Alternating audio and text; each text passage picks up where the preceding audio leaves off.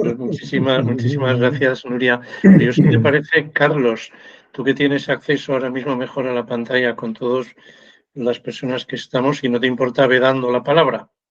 Vale. Pues mira, Manolo creo que la acaba de pedir. Pues no sé quién. Pues, Manolo, tú.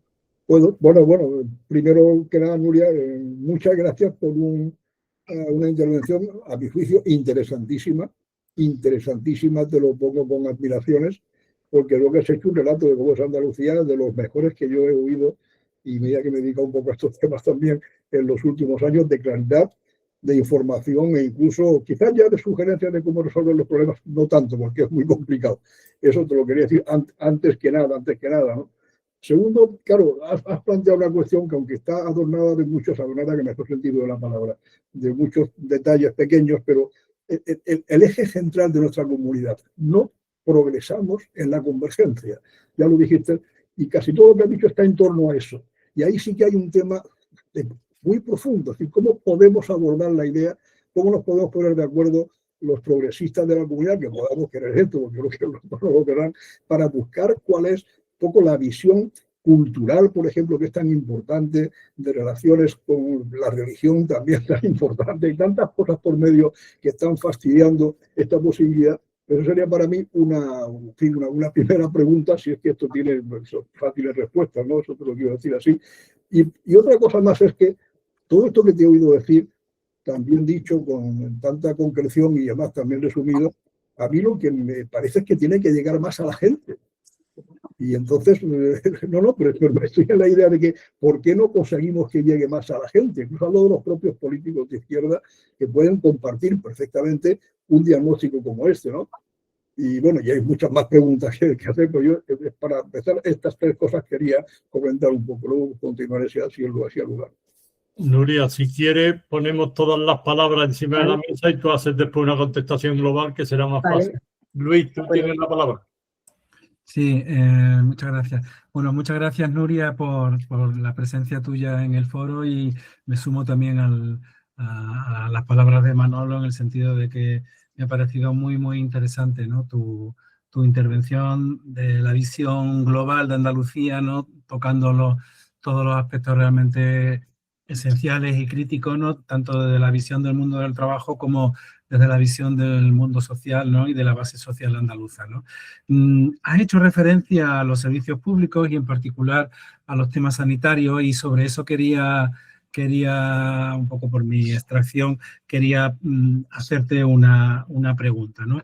A mediados de la década de los 80, en Reino Unido, Margaret Thatcher asestó un golpe muy duro a los sindicatos, ¿no? Con la huelga aquella que duró en el 84-85, a partir de la cual creó una ley de sindicatos que luego años después sería derogada, pero que para ella fue clave, ¿no? Ese golpe sindical tan enorme que dio para poner en marcha su política de privatizaciones neoliberales que hizo en todos los órdenes de política pública, ¿no? Pero no logró una cosa que ella pretendía, que fue desmantelar el Servicio Nacional de Salud. ¿Y por qué no lo hizo? Porque la población mantuvo un apoyo sociológico importante a lo que para ella era crítica, que era ese servicio público. No es cierto que este año pues el NHS cumplirá... Cierto que puso en marcha muchas políticas privatizadoras, fue la que introdujo la gestión privada, la que impulsó las externalizaciones, en fin, la que impulsó también los seguros sanitarios privados, cosas que nos están sonando mucho, ¿no? Pero a pesar de eso, bueno, el año que viene cumplirá 78 años, ¿no? 2026, el NHS. Y el año que viene en Andalucía, en España y en Andalucía se cumplirán 40 años desde que se puso en marcha el Sistema Nacional de Salud en España y el SAS en concreto, que fue la Ley General de Sanidad de 1986 y la Ley de Creación del SAS en Andalucía también de 1986, ¿no? Hay una frase que se le atribuye al ministro de Salud británico, que se llamaba Bevan, quien puso en el 48 el servicio británico, que es, se le atribuye, que decía que el NHS durará mientras haya gente con fe para luchar por él, ¿no? Una frase muy citada y con mucha fuerza en el sentido de algo que tiene mucha relevancia, como es el apoyo social que la mayoría de la población tenga hacia su sistema público, ¿no? En las últimas encuestas del Barómetro Sanitario en España, pues manifiestan que más de 2/3 de la población escogería un centro sanitario de titularidad privada para ser atendido, más de 2/3 de la población. Alrededor del 70% en el caso de atención primaria y algo menos en el caso de atención especializada. Y esta es la pregunta que quería plantearte, Nuria. ¿Cómo crees que habría que reforzar el apoyo y la confianza de la ciudadanía en su sistema de salud y en la legitimidad de lo público, a lo que te has referido, para seguir manteniendo ese sustento tanto por parte de la población como también desde la perspectiva que tú crees que el movimiento sindical podría hacer o podría priorizar o podría reforzar para seguir manteniendo esa base social que es en el fondo lo que otorga la dificultad de quien quiere introducir elementos de privatización y la confianza de quienes seguimos manteniendo la necesidad imprescindible de seguir considerando la salud como un derecho humano fundamental y la importancia crítica que tú has planteado de lo que es el bien común sanitario, ¿sí? Joan, te toca la palabra.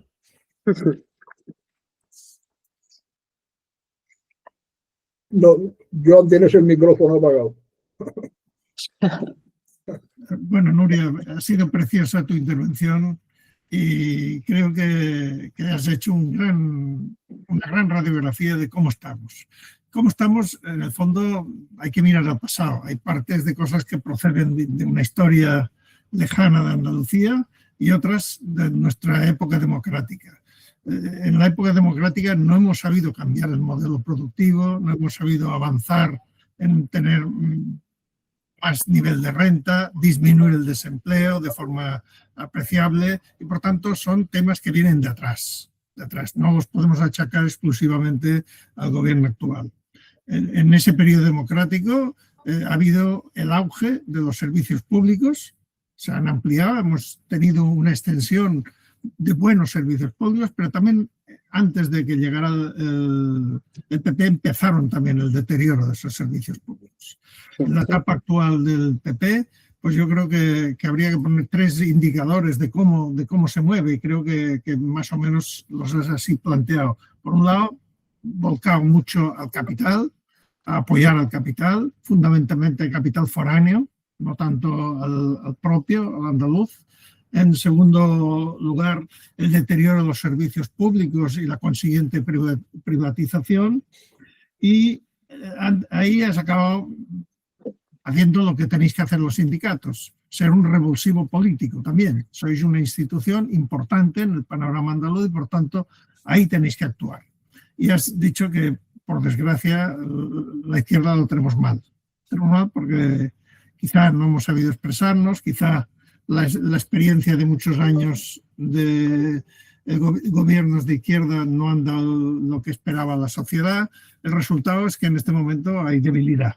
Y debilidad, y si encima hay desunión, pues es el fracaso. Yo creo que ahí te pediría que nos dijeras si sois capaces vosotros, tanto vosotros como UGT, que tenéis fuerza institucional, de coger a las fuerzas políticas y decirles, señores, por ahí no vamos bien. Tenemos que colaborar, tenemos que en lo posible cooperar, unirnos si fuera posible. Es la única manera de intentar otra vez que haya políticas progresistas aquí en Andalucía. Nada más. Me toca a mí la palabra. Bueno, Nuria, yo primero felicitarte. Yo creo que has hecho un análisis magnífico de la situación en la que nos encontramos y de cómo está la situación. Lo que pasa es que, bueno, entramos en un periodo electoral dentro de muy pocos meses y yo te pediría, digamos, concreción con esa frase que tú has ido diciendo periódicamente de somos un sindicato de clase. Yo te pediría que cuál es la responsabilidad que ese sindicato de clase va a asumir en estas próximas elecciones, pensando que, bueno, todos los partidos tienen programas que no cumplen ninguno. Hay acuerdos establecidos que no se cumplen sistemáticamente. Y otra frase que tú has dicho también en tu análisis, la desafección política que se está produciendo y que es fundamental, incidiendo en lo que Joan decía, cuál es el papel que realmente asumís vosotros de pelea contra esos partidos que no mejoran y que no cambian ninguna situación de la que tenemos como tal. Antonio, te toca. Sí. Bueno, Nuria, pues comparto todos los juicios que ya han hecho mis compañeros sobre la intervención tuya. Y solamente una cuestión, y es en línea con lo que plantea Carlos. Yo creo que uno de los componentes que es bastante previsible que registren modificaciones en los próximos 3-4 años es la desafección respecto a los sindicatos.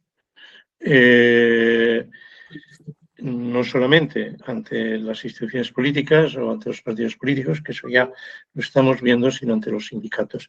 Y eso me preocupa en parte por ese cambio cultural que está señalando, que se está produciendo, pero en parte también por cambios importantes en lo que es el marco de las relaciones laborales, que cada vez más, y tú lo has mencionado en un momento, cada vez más parece que se dirigen a quitarle al trabajador las ganas de participar en los convenios, en la acción colectiva y resolver más sus problemas en un tú a tú con la empresa.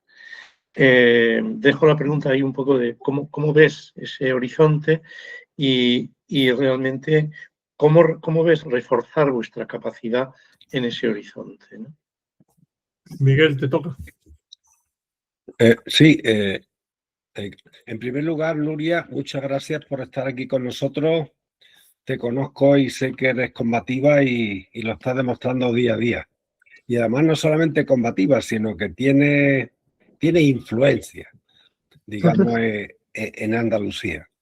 Y como lo conozco, yo empiezo, digamos, diciendo que tu análisis me ha gustado, creo que es un análisis que compartimos, pero yo creo que a ese análisis hay que añadirle, digamos, lo que está haciendo, o más bien lo que no está haciendo los sectores progresistas. Es decir, una parte de la explicación de por qué estamos donde estamos en Andalucía es porque los sectores progresistas no están haciendo su trabajo. Y entonces, y ahí puedo entrar en más detalles, pero lo dejo así en general. Como sé que eres una persona influyente y sé que Comisiones Obreras tiene un liderazgo, porque lo tiene en los partidos, en el PSOE, en Izquierda Unida, etcétera, etcétera, en Sumar, ¿cuál es el papel? Es decir, las posibilidades que tiene Comisiones Obreras para hacer, digamos, que todos estos partidos progresistas pues empiecen a hacer algo, no solamente quejarse de la situación, sino ofertar algo en positivo. Esta sería la primera. La segunda cuestión, y lo has explicado muy bien, estamos en un momento de aumento de las desigualdades, en un momento que están incrementando las productividades en algunas empresas, y me da la impresión de que los sindicatos estáis siendo poco ambiciosos, porque se pide, evidentemente se pide que aumente el salario mínimo interprofesional, pero ahí yo creo que habría que ir a un poco a algo más, en el sentido, ¿por qué los sindicatos no piden, como por ejemplo en Alemania, participar en los consejos de administración de las empresas? Para no solamente conseguir ese reparto de los beneficios de una manera más equitativa, sino incidir en la dirección estratégica de las empresas, que actualmente es clave, sobre todo con la entrada de nuevas tecnologías como la inteligencia artificial. Son dos preguntas, digamos, complicadas de responder, pero yo sé que tú puedes. No hay más palabras pedidas actualmente, o sea que Nuria, todo tuyo. Pues ya no sé por dónde empezar, la verdad. No sé por dónde empezar. Bueno, agradeceros vuestras palabras. Yo creo que algunas cosas son bastante demasiado, me parece, que se han pasado un poquillo, pero bueno. Yo creo que una de las cosas, había intentado empezar por el principio, creo que una de las, lógicamente, lo que tenemos hoy es consecuencia no viene de solamente 6 años. Yo creo que lo hemos dicho en muchos momentos y hemos hecho movilizaciones, creo que a todos los gobiernos que han gobernado en Andalucía, de los dos signos políticos y también en el conjunto del Estado. Y claro, cuando un partido progresista que gobierna muchos años en una comunidad autónoma rompe expectativas y abre puertas, pues un gobierno que tiene un modelo que no es de reparto de la riqueza, de sustento del estado de bienestar, sino de privatización de Estado liberal a ultranza, pues no espere que encaje la puerta. Lo que hace es abrirla de par en par. Entonces, de aquellos polvo vienen estos lodos, ¿no? Pero lógicamente no es igual privatizar un servicio que privatizar muchos servicios y que atacar una estructura como era nuestro sistema sanitario en Andalucía, el SAS. El SAS, si me permitís la expresión, era un edificio, era un edificio con un equilibrio y sustentado en ese equilibrio. Y se iba creciendo y se le iban metiendo vigas para sustentarlo. Claro, cuando se han ido tocando parte de esa estructura, pues hemos visto que había grandes debilidades y en un momento además de necesidad de refuerzo, porque desde las transferencias yo creo que ya tocaba reforzar el sistema sanitario andaluz y los sistemas públicos en Andalucía. Los andaluces además votamos un estatuto de autonomía nuevo en el año 2007, si no recuerdo mal, que hablaba de reforzar en una parte importante esos servicios públicos. Claro, cuando estábamos hablando de la necesidad de reforzar y dar un salto, pues llega una crisis económica en el año 2008 hasta el año 2010, donde, y me vais a permitir que vuelva a ser la incoherencia, ¿no? Llega una crisis económica, hay un gobierno en España que habla de austeridad en los servicios públicos, que recorta y que impone esa austeridad a quien tiene los servicios públicos, que son las comunidades autónomas, que es quien sustenta los derechos. Claro, es que es una trampa muy importante. Es que no, la crisis que estamos viviendo ahora, la crisis que estamos viviendo en los servicios públicos, es que no viene de ahora, es que viene de etapas anteriores y especialmente de la crisis del año 2008 y de las políticas de austeridad que se hicieron en el año 2012, 2013 y 2014, con tasa de reposición cero, donde se impidió tanto a ayuntamientos como a comunidades autónomas y que impidió al final afrontar una crisis sobre la base de la expansión y no y al final la hicimos sobre la base del retroceso y el estrangulamiento de nuestros servicios públicos. A eso se le suma que hay un gobierno actualmente en nuestra comunidad autónoma, en aquel momento el Partido Socialista, y nosotros reconocemos quizás algunos errores, porque, claro, en otras comunidades se despedía a trabajadores. Aquí intentamos sustentar la estructura y fuimos a lo mejor a algunas políticas y nosotros, digo como sindicato, siempre miramos porque no se despedía a trabajadores, pero se hicieron cosas que a lo mejor hoy pues la teníamos que haber hecho de otra manera, como fue a lo mejor la reducción de algunas jornadas, ¿no? El 75%, por ejemplo, ¿no? En algunos sectores. Claro, a nosotros lo que queríamos era salvar los puestos de trabajo, salvar los profesionales del sistema sanitario o del sistema educativo a toda costa, pero sabíamos que venían menos recursos del Estado para nutrir esos servicios públicos. Y creo que el Partido Socialista hoy lo que tendría que hacer es empezar reconociendo que algunas de las políticas que se hizo en la etapa donde gobernó, pues no fueron las correctas para tener credibilidad y para plantear alternativas a lo que hoy estamos viviendo en nuestra comunidad autónoma. Nosotros, al menos así lo vemos. En Andalucía también falla la mentalidad empresarial. Yo es que creo que habría que hacer una gran reforma en este país. Y es la mentalidad empresarial, que además en Andalucía se une a que hay un capital perezoso. Yo cuando escucho hablar de que hay muchos autónomos, y que somos la comunidad autónoma con más autónomos, digo, bueno, si los autónomos se convirtieran y fueran el embrión de gran empresa, iríamos bien. Pero es que el problema es que una parte importante de esos autónomos son falsos autónomos, o es la cadena última de la externalización que hacen las grandes empresas para trasladarle al autónomo concreto todo el coste una parte del coste de la producción. Al final, un circuito diabólico. Por tener más autónomos no tienen más capacidad empresarial, no tienen más capital que sea capaz de invertir.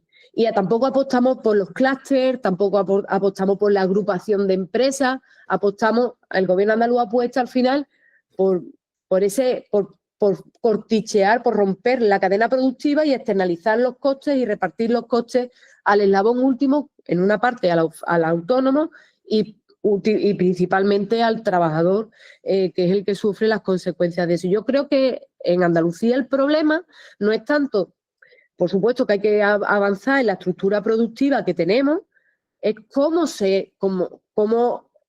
no hay una estructura empresarial propia, fuerte y potente que invierta y autóctona en Andalucía. Porque lo que viene potente viene de fuera y cuando viene estruja y explota y saca el jugo de Andalucía y si viene una crisis, ya lo hemos visto, se van. Y por tanto, creo que ese es uno de los grandes déficits que tiene Andalucía, la mentalidad empresarial y que no hay una base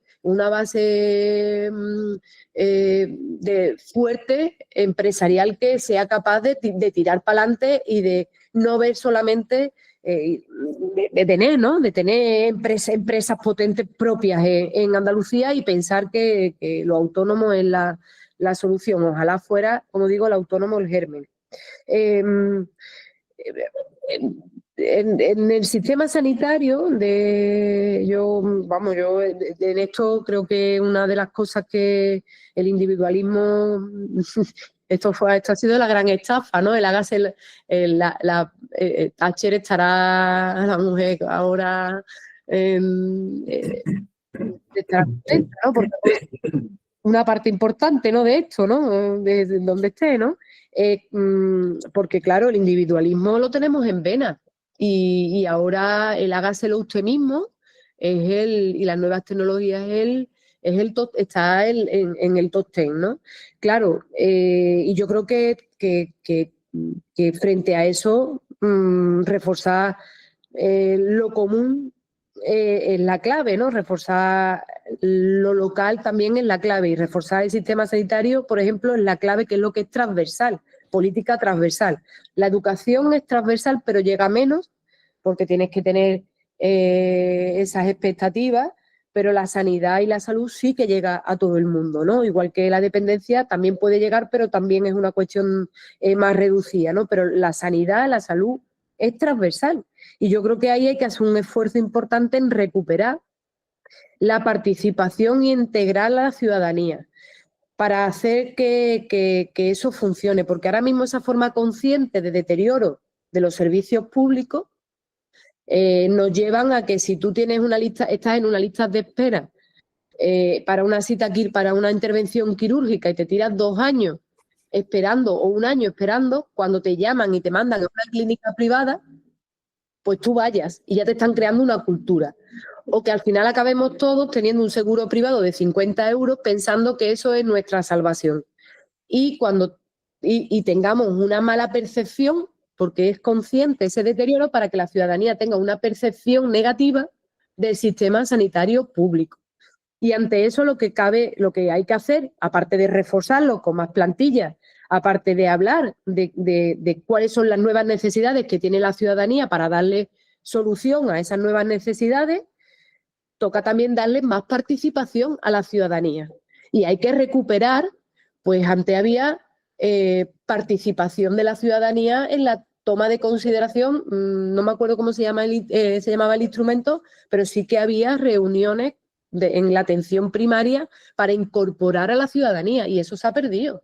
Y yo creo que una parte de reforzar esa confianza nuevamente en el sistema es por supuesto, reducir las listas de espera, aumentar las plantillas y permitir que los profesionales no estén saturados y quemados como hoy están, pero sobre todo también implicación de la ciudadanía en la toma de decisiones y en la participación en el sistema.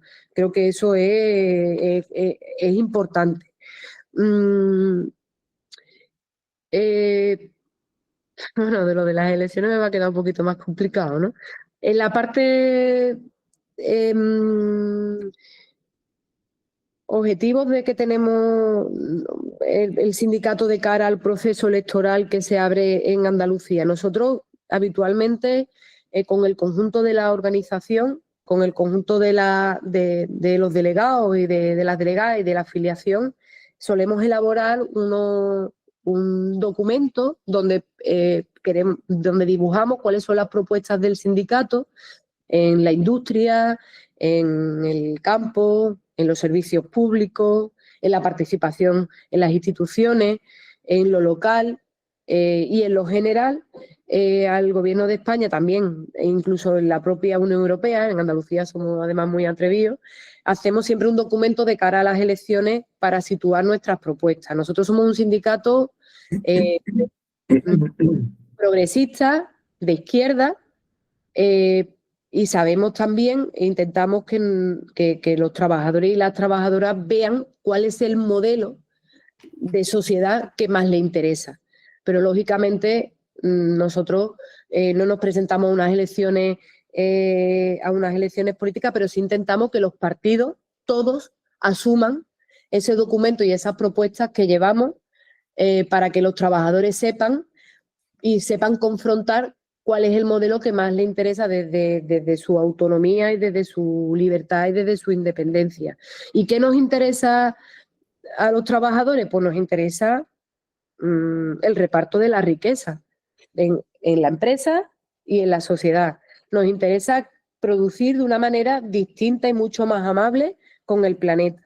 Y nos interesa también reforzar la democracia, las instituciones democráticas. A nosotros, a los trabajadores y a las trabajadoras sí nos sirven las instituciones, porque sin esas instituciones nosotros no seríamos capaces pues, de hablar con los gobiernos, de defendernos judicialmente ante los despidos o de tener un sistema de protección a lo largo de la vida, el sistema de prestaciones por desempleo, de pensiones públicas o acceder a la vivienda, o cuando por desgracia no tenemos ni trabajo ni prestación, pues tener un sistema de protección social y unos servicios sociales fuertes. Claro, y ese es el modelo que nosotros vamos a dibujar y que vamos a compartir con los partidos progresistas, pero nosotros nos dirigiremos también a todo aquel que quiera escucharnos. Lógicamente hay algunos, aquellos que no creen en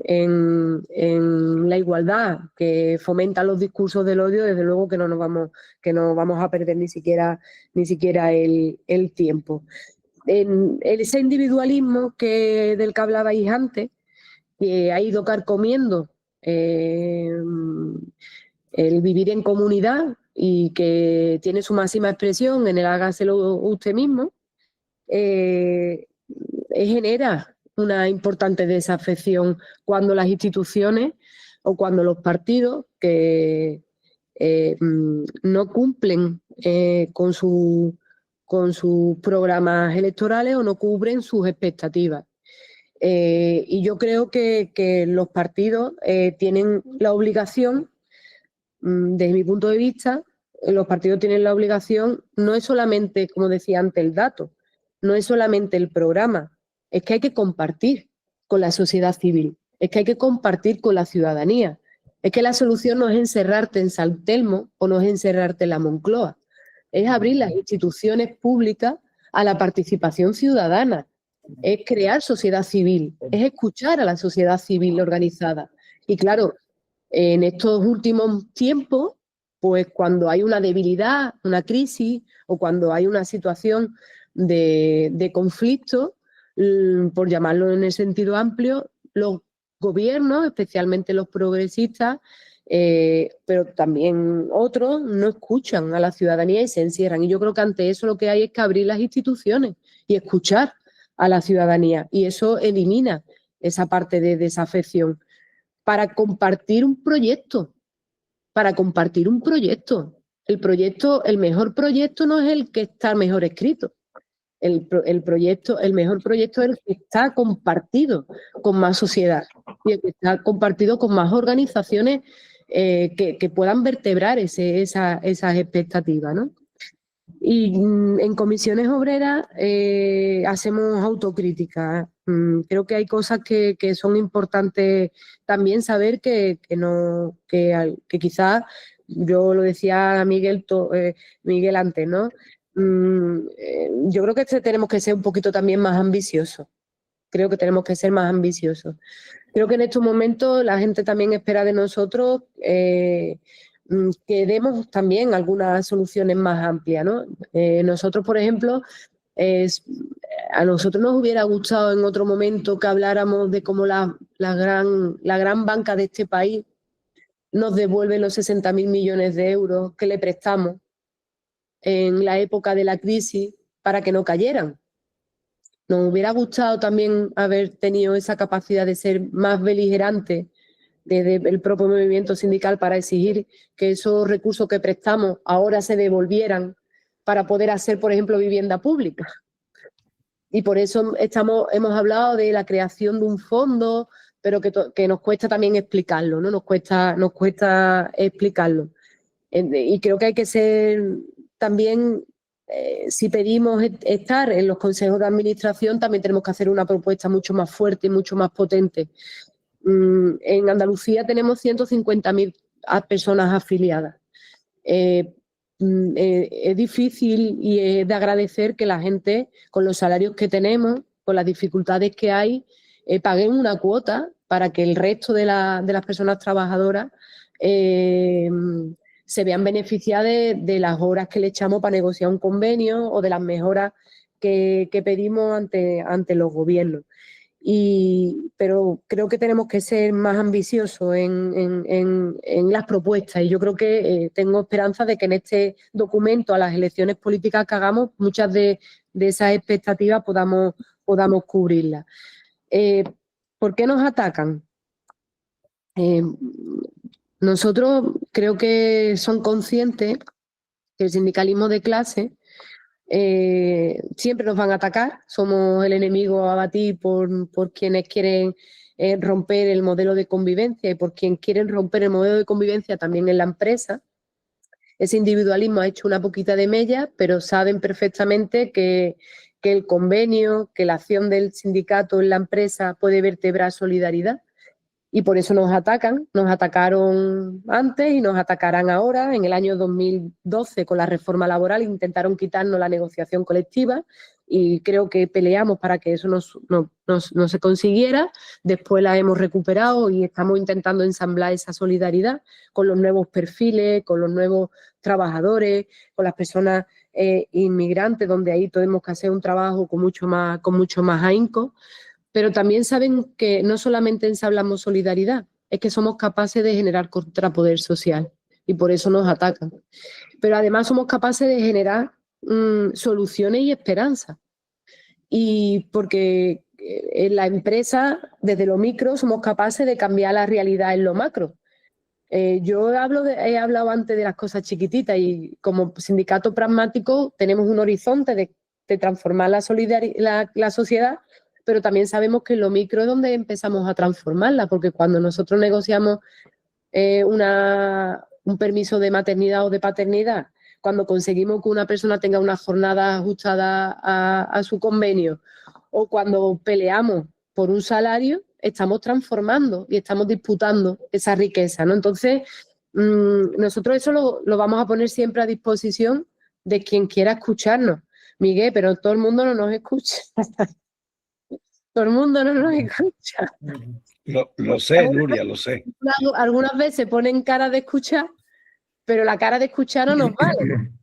La cara de escuchar no nos vale. Nos vale que se escuchen las propuestas, que las propuestas puedan ser puntos de encuentro, porque creo que sí que tenemos, a pesar de las debilidades que tenemos, a pesar de que nos gustaría tener más fortaleza y más capacidad todavía de llegar a más empresas, en un territorio como este. Sí creo que tenemos bien cogido el termómetro por esos 17.000 delegados que tenemos en Andalucía, a pesar de las dificultades repartidos por todos los sectores de actividad y por todos los pueblos. Tenemos afiliación en todos los pueblos de Andalucía, menos en 2. Y creo que somos un buen termómetro para saber el horizonte y las necesidades de la gente, y que eso nos permite ensamblar las soluciones. Y claro, porque estamos en empresas pequeñas, pero también estamos en empresas grandes de multinacionales que te dan horizontes de hacia dónde van las cosas. Y claro, nosotros eso somos capaces y nuestras soluciones están para los problemas. Pero si alguien no escucha, pues tenemos todos un problemón, ¿no? Pero nosotros desde nuestra autonomía y desde nuestra independencia, sabiendo el momento en el que nos encontramos, ponemos a disposición esa acumulación de fuerza, esa acumulación, si me permitís, de inteligencia colectiva al servicio de quien quiera ver un modelo de sociedad y un proyecto alternativo sobre las propuestas que hoy están reclamando los trabajadores y las trabajadoras de Andalucía. Pero están ahí, lo único que toca es que la cojan. Oye, ya estamos en tiempo de descuento. Hay 2 palabras pedidas, Manolo y Antonio. Si queréis, esas 2 palabras las permitimos. Contesta Nuria con cierta rapidez y que Antonio despida la jornada. Pues Manolo, tú tienes la palabra. Yo quería entrar ya en temas concretos, que es difícil, si no para otra ocasión, quizás pueda merecer la pena. 2 preguntas muy concretas. La primera, ¿qué opinión tienes tú acerca, lo acaba de poner en marcha la candidata del PP en Extremadura como gran oferta nueva, que los médicos trabajen en el sector privado y en el público sin ningún problema? Ya eso se abrió la puerta en el caso andaluz. ¿En qué medida este tema influye mucho en la crisis de la sanidad? Yo creo que sí, influye mucho. Y a mí me parece una cosa insufrible, porque ¿cómo se le ocurre a nadie, en ninguna empresa se le ocurre a nadie que una persona pueda trabajar en una empresa de la de al lado? Esto es una pregunta y no sé qué papel los sindicatos han jugado en este tema. La segunda sería si tienes, que lo tendrás seguro, algunas propuestas de la reindustrialización de Andalucía, porque lo que has dicho todo es muy correcto. Lo que es difícil es saber salir de esa dificultad de convergencia, de ese atrancamiento histórico de Andalucía, que es un atrancamiento histórico del que no salimos. Algunas ideas que tengas que puedan ser útiles para nosotros para ir viendo. Antonio. La exclusividad. Sí, bien. Siguiendo un poco a Manolo, con el tema de la convergencia, has señalado que uno de los que efectivamente no estamos en un panorama de convergencia con el resto de España y, bueno, ha habido aproximaciones, ha habido retrocesos. Quería señalar solo una cosa que creo que está en la mano sindical, el que actuar en ella, actuar sobre una de las razones. Hay muchas para esa no convergencia, pero hay una particularmente potente, y es la formación profesional y el conocimiento que tienen los jóvenes que cuando salen al mundo del trabajo. Nosotros, en nuestras pequeñas reflexiones de la asociación, este es un tema que hemos vuelto en algunas ocasiones, y yo siempre me quedo con la idea de que esa crisis de nuestra formación profesional, porque es crisis, de alguna manera, es un elemento muy importante.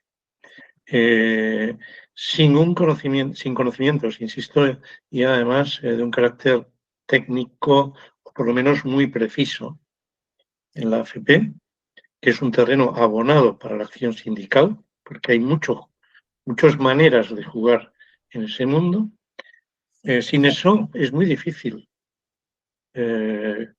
emprender.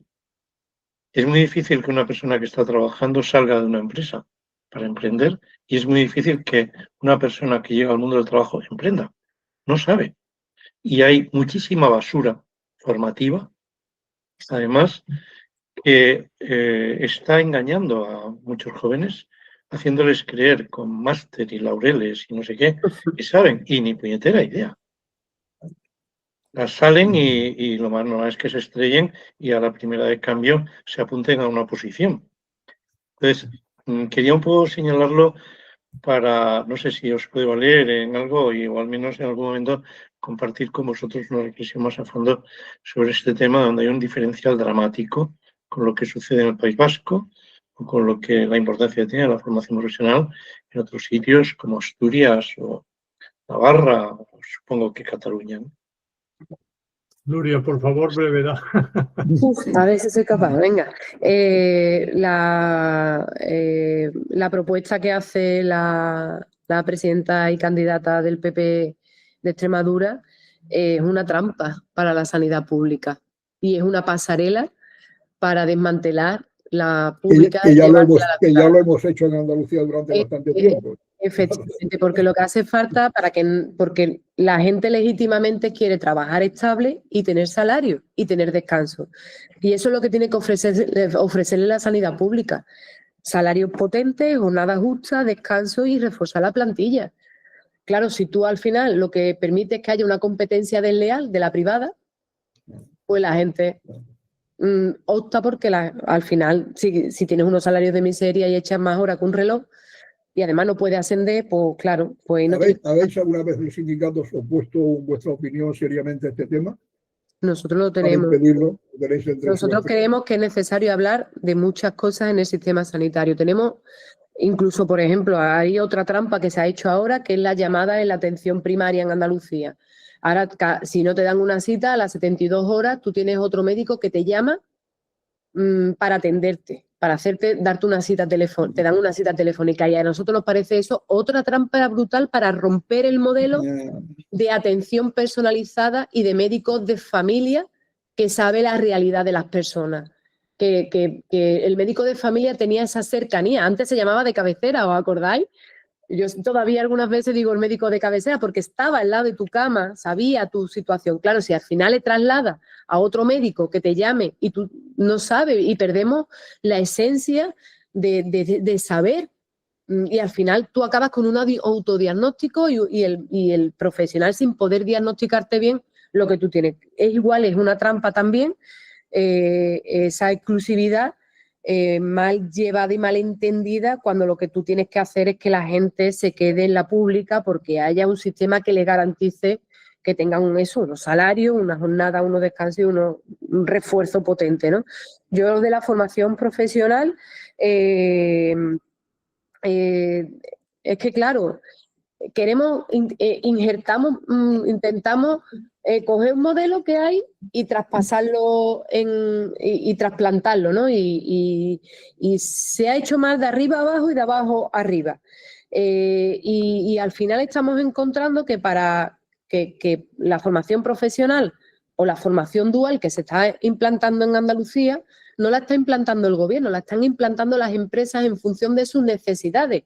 Y la realidad del País Vasco, y por desgracia Andalucía no tiene nada que ver, porque la capacidad de inserción con un 2%, 4%, 5% de paro no es la misma que con la capacidad que tiene Andalucía de inserción en las pequeñas empresas o autónomos que hay en Andalucía. Y al final es una trampa también, porque es mentira. Es una formación profesional que está a demanda de lo que necesitan, pero las empresas para crear un ejército de reserva en determinados puestos de trabajo. Y yo creo que habría que darle, que hay que darle efectivamente una vuelta al modelo que hay ahora mismo. En industria, yo creo que es la primera vez en mucho tiempo que en Andalucía tiene posibilidades. El coste el que haya una rebaja del coste energético, los costes energéticos puedan rebajarse porque tenemos las dos fuentes principales de energía renovables que existen, que abaratan, que es la luz, el sol y el viento, puede dar lugar a que haya potentes empresas en Andalucía porque vean que se reducen los costes que siempre hemos dicho que en Andalucía eran fuertes y que no permitían que se instalaran las empresas.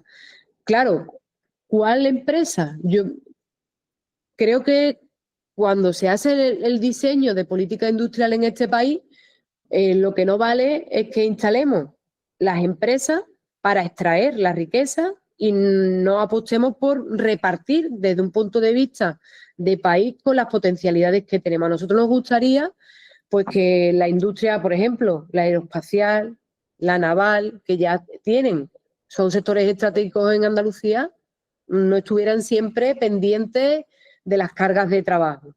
Nos gustaría hablar de que el sector agroindustrial de Andalucía no estuviera pendiente siempre de la reducción de los costos que existe. Pero claro, para eso hay que hablar también de que si hay falta de agua, hay que darle solución a las plantaciones que hay de regadío en Andalucía. Y eso no se hace de la noche a la mañana, eso se hace con una planificación sostenida en el tiempo, porque si no generamos un miedo y una inseguridad en las empresas y en los trabajadores.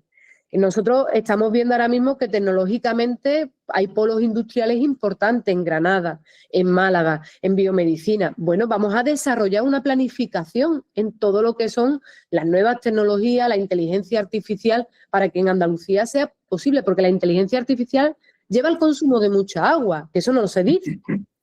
Vamos, entonces yo creo que hace falta más que hablar de lo que tenemos que hablar de una planificación industrial en Andalucía, sostenida y mantenida o enganchada a una estrategia estatal para que haya esa cohesión, porque si no al final volveremos a repetir los errores del pasado y es que al final llegan, vienen y después se van. Los chinos, los japoneses o los alemanes. Y yo creo que lo que tenemos es que reforzar la estructura productiva desde una planificación seria a medio y largo plazo, ¿no? Y no me... Pero una cosa, ¿crees tú que hay alguna intervención estatal o a qué se debe el que las grandes inversiones que están haciendo en el coche eléctrico, la batería y tal, no venga ninguna Andalucía externa, parte de Extremadura, Aragón, Valencia, Madrid? Pues vamos a hacer como en la época del franquismo, que aquí era la agricultura y el resto.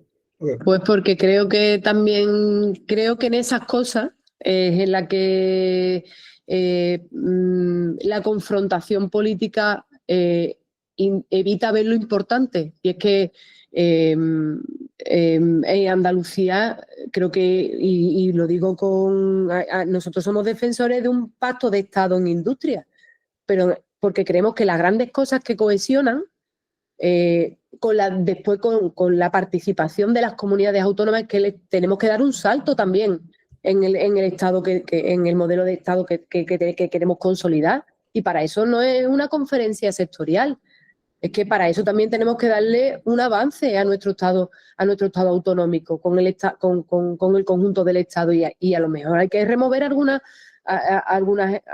mecanismos también que forman parte de esa forma de tomar las decisiones, porque al final tenemos un gobierno que gobierna y que siempre da igual este u otro en función de cuánto necesites de votos o cuántas presiones de votos, cuando realmente lo que tiene que haber es una planificación económica que vertebre la cohesión y la solidaridad en este país. Y no nos vale, y a nosotros, a Comisiones Obreras, no nos vale el desarrollo asimétrico ni de la industria, pero tampoco de los servicios públicos, porque queremos que una persona que se pone mala en Cuenca tenga el mismo sistema sanitario, que el sistema sanitario le garantice la calidad y la dignidad en la atención, igual que en Almería, en el último pueblo de Almería. Entonces, yo creo que en este momento en el que estamos, tiene que haber una capacidad de planificación por parte de la gente progresista, y no vale, y llevarla a cabo y explicársela a la gente. Y yo creo que en esa configuración se gana, porque la gente quiere orden, seguridad y señas de identidad.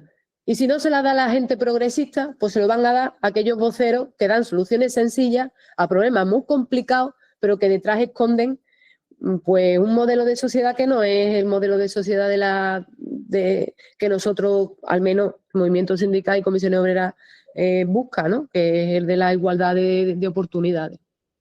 Bueno. Antonio, te toca despedir. Nuria, nada, no, solamente dos cosas, Nuria. Por otro, reiterarte las gracias, darte las gracias por este par de horas con nosotros.